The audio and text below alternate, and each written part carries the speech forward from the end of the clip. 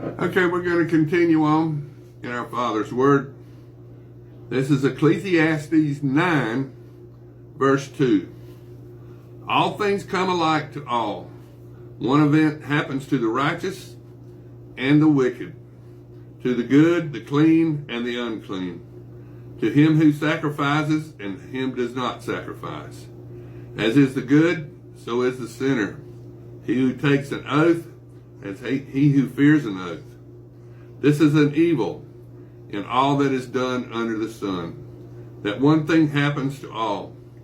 Truly, the hearts of the sons of men are full of evil. Madness is in their hearts while they live, and after that they go. But for him who is joined to all the living there is hope. For a living dog is better than a dead lion.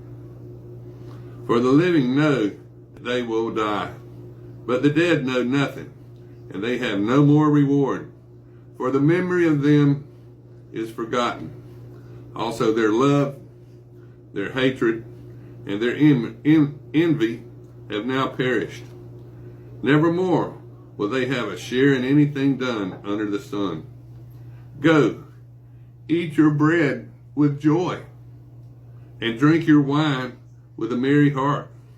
For God has already accepted your works. Let your garments always be white, and let your head lack no oil. Live joyfully with the wife whom you love all the days of your vain life, which he has given you under the sun. All your days of vanity, for that is your portion in life, in the labor which you perform under the sun. Whatever your hand finds to do, do it with your might, for there is no work or device or knowledge or wisdom in the grave where you are going. I returned and saw under the sun that the race is not to the swift, nor battle to the strong, nor bread to the wise, nor riches to men of understanding, nor favor to men of skill, but time and chance happen to them all. For man also does not know his time. Like fish taken in a cruel net, like birds caught in a snare, so the sons of men are snared in evil time, when it falls suddenly upon them. This wisdom I have also seen under the sun, and it seemed great to me. There was a little city with few men in it, and a great king came against it, besieged it, and built great snares around it. Now there was found in it a poor wise man, and he by his wisdom delivered the city. Yet no one remembered that same poor man. Then I said, wisdom is better than strength. Nevertheless, the poor man's wisdom is despised, and his words are not heard. Words of the wise, spoken quietly, should be heard, rather than the shout of a ruler of fools. Wisdom is better than weapons of war, but one sinner destroys much good. Now this is Ecclesiastes chapter 10.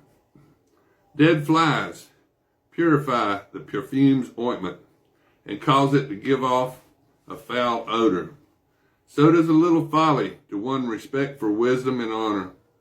A wise man's heart is at his right hand, but a fool's heart at his left. Even when a fool walks along the way, he lacks wisdom.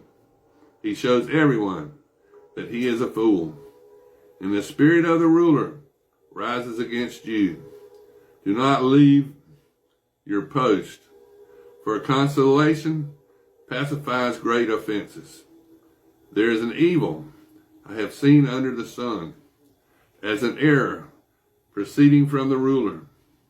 Folly is set in great dignity, while the rich sit in a lowly place. I have seen servants on horses, while princes walk on the ground like servants. He who digs a pit will fall into it, and whoever breaks through a wall will be bitten by a serpent. He who quarries stones may be hurt by them, and he who slits wood may be endangered by it. If the axe is dull, and one does not sharpen the edge, then he must use more strength. But wisdom brings success. A serpent may bite when it is not charmed. A babbler is no different. The words of a wise man's mouth are gracious, but the lips of a fool shall swallow him up. The words of his mouth begin with foolishness, and the end of his talk is raving madness. A fool also multiplies words. No man knows what it is to be. Who can tell him what will be after him?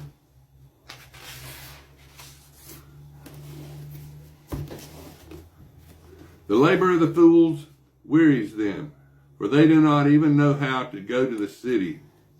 Woe to you, O land, when your king is a child, and your princes feast in the morning. Blessed are you, O land, when your king is the son of nobles, and your princes feast at the proper time, for strength and not for drunkenness. Because of laziness, the building decays, and through idleness of hands, the house leaks. A feast is made for laughter. Wine makes merry, but money answers everything. Do not curse the king, even in your thoughts. Do not curse the rich, even in your bedroom. For a bird of the air may carry your voice, and a bird in flight may tell the matter. Now this is Ecclesiastes chapter 11. Cast your bread upon the waters, for you will find it after many days. Give a serving to 7, and also to 8, for you do not know what evil will be on the earth. If the clouds are full of rain, they empty themselves upon the earth. And if a tree falls to the south or to the north, in the place where the tree falls, there it shall lie. He who observes the wind will not sow, and he who regards the clouds will not reap. As you do not know what is the way of the wind, or how the bones grow in the womb of her who is with child, so you do not know the works of God who makes everything. In the morning, sow your seed, and in the evening, do not withhold your hand, for you do not know which will prosper, either this or that, or whether both alike will be good. Truly, the light is sweet, and it is pleasant for the eyes to behold the sun. But if a man lives many years and rejoices in them all, yet let him remember the days of darkness, for they will be many, and all that is coming is vanity. Rejoice, O young man, in your youth, and let your heart cheer you in the days of your youth. Walk in the ways of your heart, and in the sight of your eyes. For know that all these God will bring you into judgment. Therefore remove sorrow from your heart. Put away evil from your flesh. For childhood and youth are vanity. Now this is Ecclesiastes chapter 12. Remember now your Creator in the days of your youth, before the difficult days come, and the years draw near when you say, I have no pleasure in them, while the sun and in the light, the moon and the stars are not darkened, and the clouds do not return after